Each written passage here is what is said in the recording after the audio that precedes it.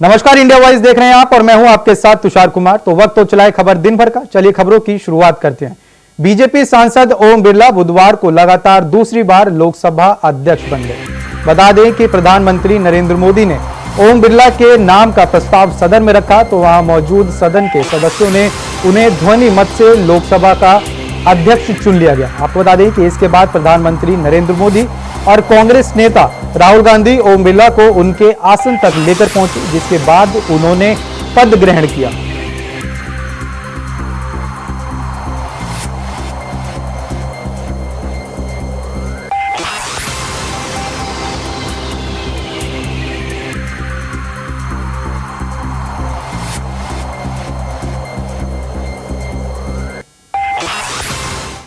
केंद्रीय परिषद के माननीय सभी सदस्यगण, सभी दलों के नेतागण, सभी माननीय सदस्यगण, मुझे पुनः इस महान सदन के पीठासीन अधिकारी के रूप में दायित्व निर्वहन करने का अवसर प्रदान किया, इसके लिए मैं आपका हार्दिक आभार व्यक्त करता हूं। मैं माननीय प्रधानमंत्री जी और सभी दलों के नेताओं और माननीय संसद सदस्यों का, जिन्होंने मेरे प्रति विश्वास व्यक्त किया, उसके लिए भी मैं आपका आभारी हूं। ये 18वीं लोकसभा में दुनिया का सबसे बड़ा लोकतंत्र का उत्सव, और उत्सव में भौगोलिक विविधताएं, प्रतिकूल मौसम, अन्य चुनौतियों के बाद भी जिस सक्रियता से 64 करोड़ ज्यादा से मतदाताओं ने भाग लिया, मैं सदन की ओर से उनको और देश की जनता को के प्रति भी आभार व्यक्त करता हूं। मैं निर्वाचन आयोग, जिसने निष्पक्ष, निर्बाध एवं पारदर्शी तरीके से निर्वाचन प्रक्रिया संपन्न कराई, दूर दराज के इलाके में एक मत को भी मतदान करने के लिए जो उन्होंने प्रयास किया, उसके लिए मैं निर्वाचन आयोग को धन्यवाद देता हूं। माननीय प्रधानमंत्री नरेंद्र मोदी जी के नेतृत्व में लगातार तीसरी बार एनडीए की सरकार बनी है। बात करेंगे अगली खबर की। लोकसभा में ओम बिरला को अध्यक्ष चुन लिया गया। तो वहीं बता दें कि पीएम मोदी ने स्पीकर पद के चुनाव के बाद कहा कि आप हर कदम पर नए प्रतिमान गढ़ते दिखाई दिए हैं। बलराम जाखड़ के बाद आप दूसरी बार स्पीकर बने हैं। सुनिए। अध्यक्ष महोदय, ये सदन का सौभाग्य है कि आप दूसरी बार इस आसन पर विराजमान हो रहे हैं। आपको और इस पूरे सदन को मेरी तरफ से मैं बहुत बहुत बधाई देता हूं।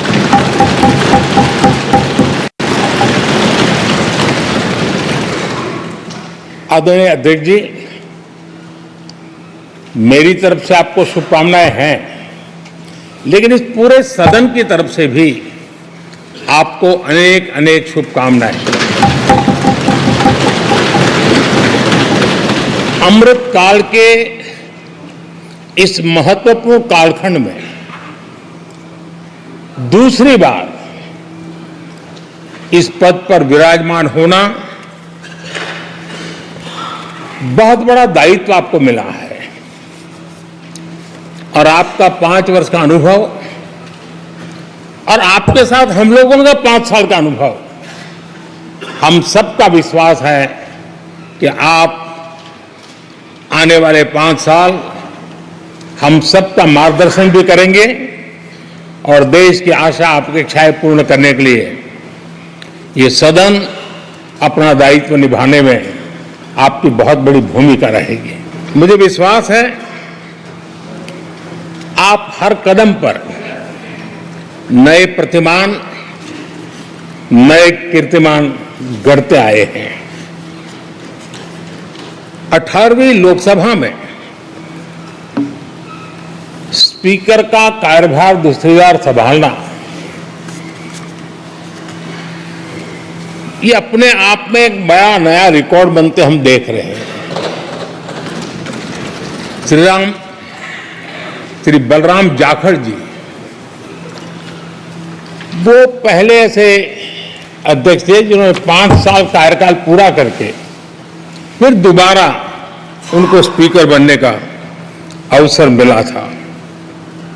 उसके बाद आप हैं जिन्हें 5 साल पूर्ण करने के बाद दोबारा इस पद पर आसीन होने का अवसर मिला। गत 20 साल का एक ऐसा कालखंड रहा है कि ज्यादातर स्पीकर या तो उसके बाद चुनाव नहीं लड़े हैं या तो जीत करके नहीं आए हैं।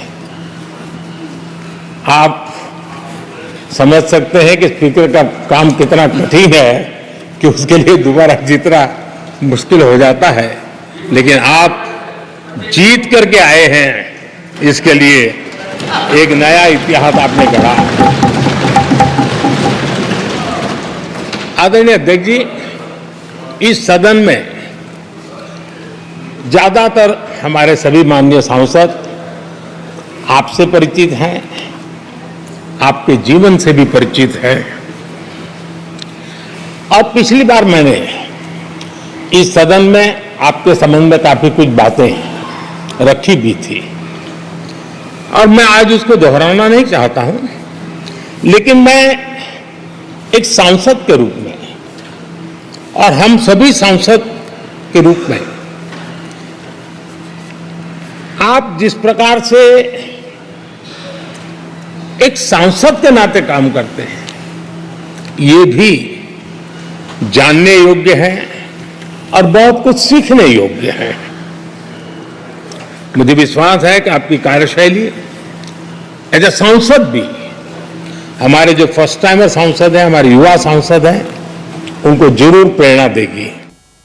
बात करेंगे अगली खबर की। ओम बिरला के लोकसभा अध्यक्ष बनाए जाने पर दिग्गजों ने क्या कुछ कहा, सुनिए। Represent the people of India, you will do your duty of defending the Constitution of India. I'd like to once again congratulate you, Speaker Sir, and also all the members of the House who have won their election. Thank you very much. निर्वाचित अध्यक्ष जी को मैं बहुत बहुत बधाई और शुभकामनाएं देना चाहता हूं। जहां प्रधानमंत्री जी और हमारे साथी लीडर ओपोजिशन ने आपको बधाई दी है, वहीं मैं भी उनसे जुड़ करके आपको बधाई देना चाहता हूं। आप इस सदन के स्पीकर दोबारा चुने गए हैं। आपके पास 5 साल का जहां अनुभव रहा है, वहीं आपके पुराने और नए सदन का भी आपको अनुभव रहा है। मैं अपनी तरफ से, अपने साथ के सभी सदस्यों की तरफ से बहुत बहुत बधाई और शुभकामना देता हूं। जिस पद पर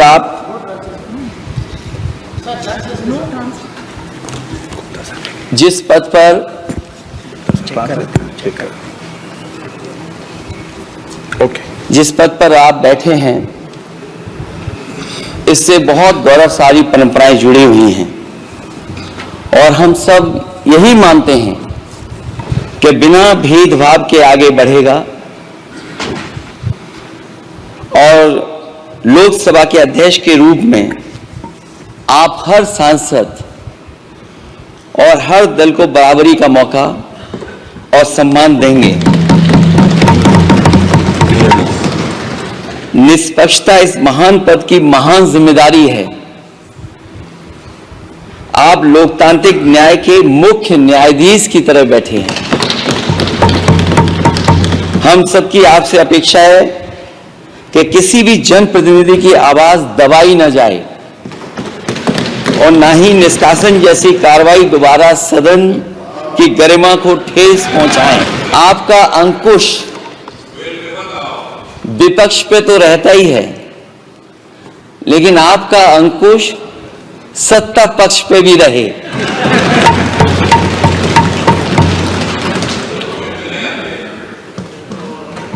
अध्यक्ष महोदय, आपके इशारे पर सदन चले,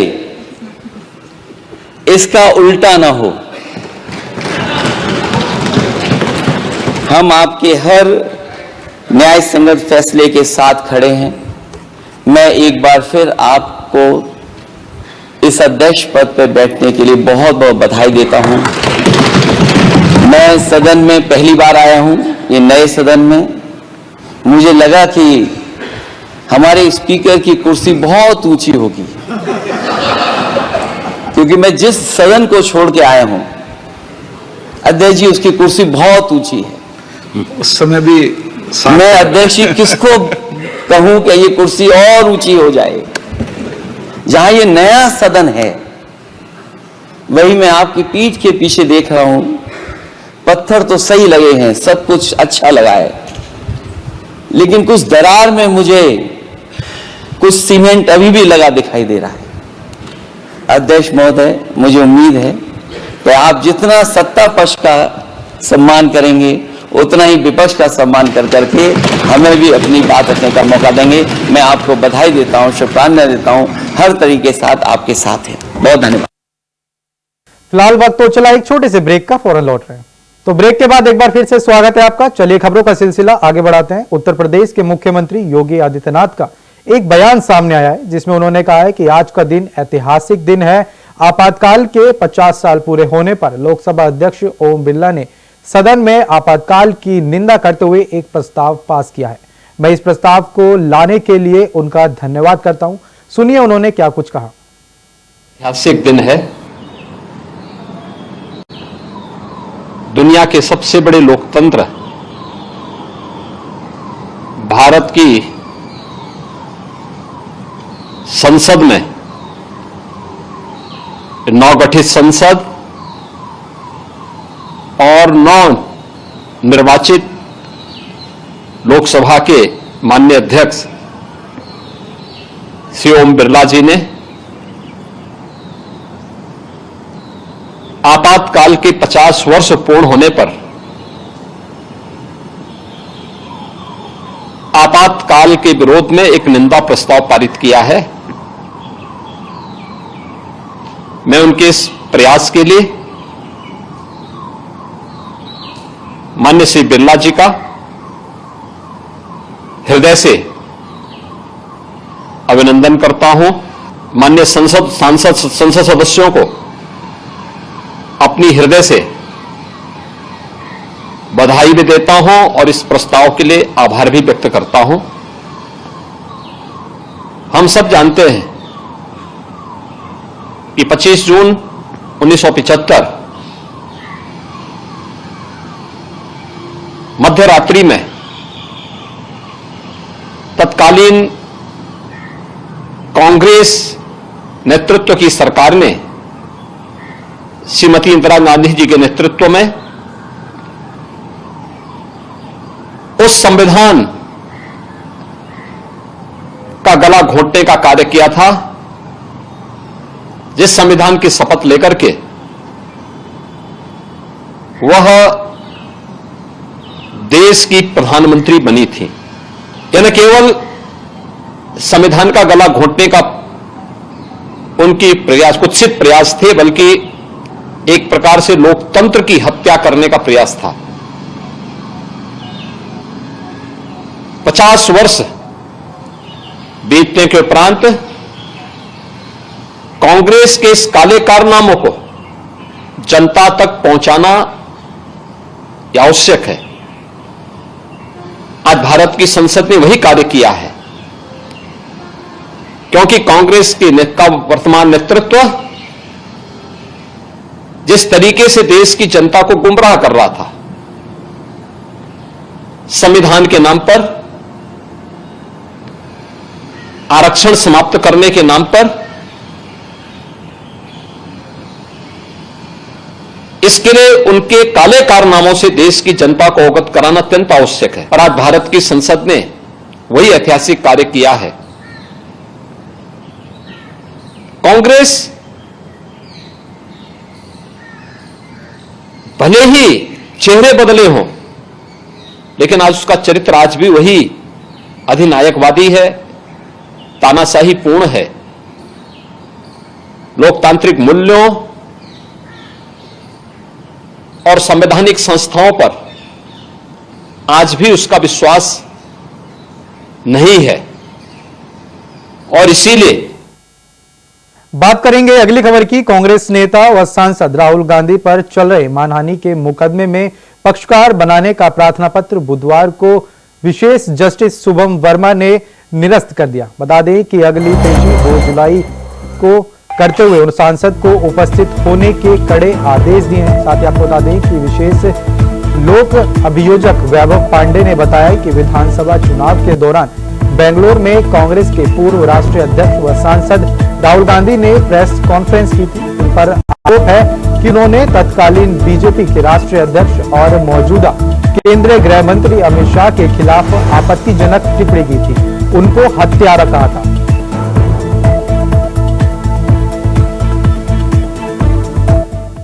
माननीय राहुल गांधी जी का मुकदमा एमपी एमएलए कोर्ट नंबर 15 के यहाँ बयान मुलजिम हेतु दर्ज था।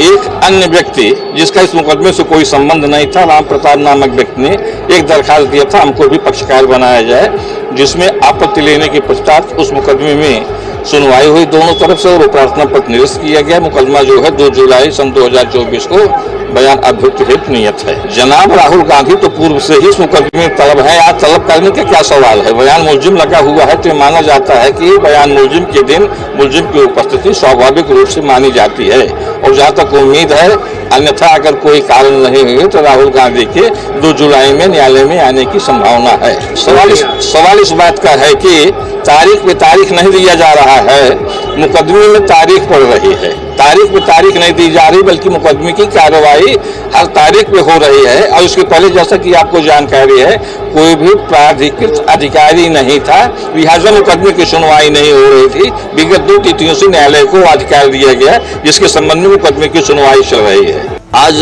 माननीय एमपी एमएलए कोर्ट में राहुल गांधी की पेशी होनी थी और पत्रावली बयान मुलजिम में नियत था, लेकिन चूंकि पिछली तारीख पर एक राम प्रताप सुत राम निवाज जो यहाँ सुल्तानपुर के रहने वाले हैं, इनके द्वारा प्रार्थना पत्र दे दिया गया था कि हमको भी पक्षकार बनाया जाए, जिस पर हमने आज ऑब्जेक्शन दिया और सीआरपीसी में प्रावधानित धाराओं का हमने उल्लेख किया कि ये कहीं से पीड़ित पक्षकार नहीं है।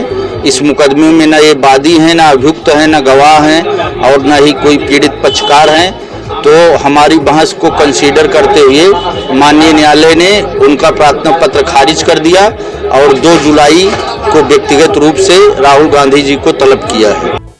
बात करेंगे अगली खबर की। फैजाबाद लोकसभा सीट से सांसद अवधेश प्रसाद आज फिर से चर्चा में है। बता दें कि लोकसभा अध्यक्ष के चुनाव के बाद सदन से बाहर निकलते हुए उन्होंने पत्रकारों से बातचीत की। इस दौरान एक पत्रकार के अंग्रेजी में पूछे गए सवाल का अंग्रेजी में जवाब देकर अवधेश प्रसाद ने पत्रकार की बोलती बंद कर दी। बता दें कि बातचीत का वीडियो जो है वो सोशल मीडिया पर तेजी से वायरल हो रहा है।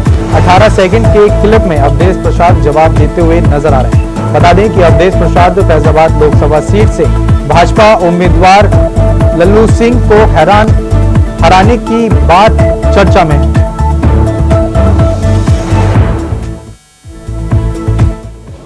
He will be more successful opposition leader for the country as well as to save the democracy and Samvidhan.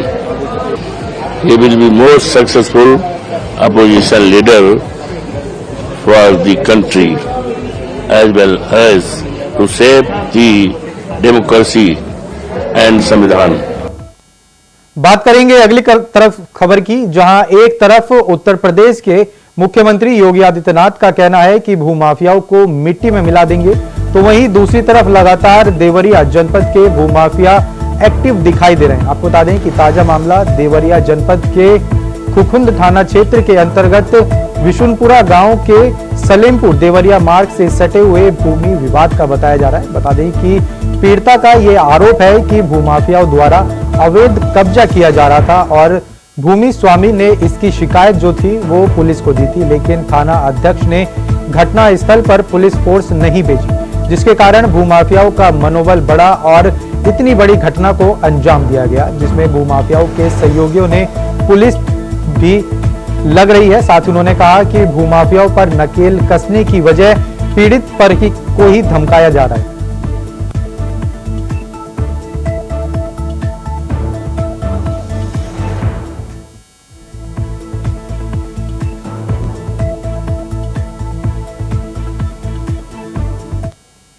बात करेंगे अगली खबर की, तो खबर मुरादाबाद से है, जहां प्रेमिका ने प्रेमी के घर पर जमकर हंगामा किया और शादी के नाम पर 1 साल तक शोषण करने का आरोप भी लगाया। आपको बता दें कि जिसके बाद प्रेमी के परिजनों ने प्रेमिका के साथ मारपीट की।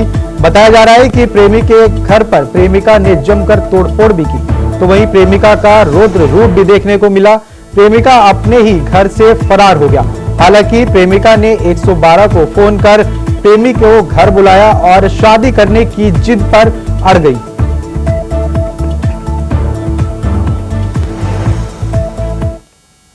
बात करेंगे अगली खबर की, तो अगली खबर सिद्धार्थनगर से है, जहां बांसी की रहने वाली एक महिला ने तहसीलदार पर छेड़खानी का आरोप लगाया है। बता दें कि मामले को लेकर पीड़ित महिला ने ग्रामीणों के साथ उप जिलाधिकारी कार्यालय पहुंचकर शिकायत दी और मामले की कार्रवाई की मांग की है। साथ ही आपको बता दें कि पीड़िता ने कहा है कि तहसीलदार रात को उसके घर आया था और उसका घर गिराने की धमकी देकर गलत नियत से महिला का हाथ पकड़ने की कोशिश की।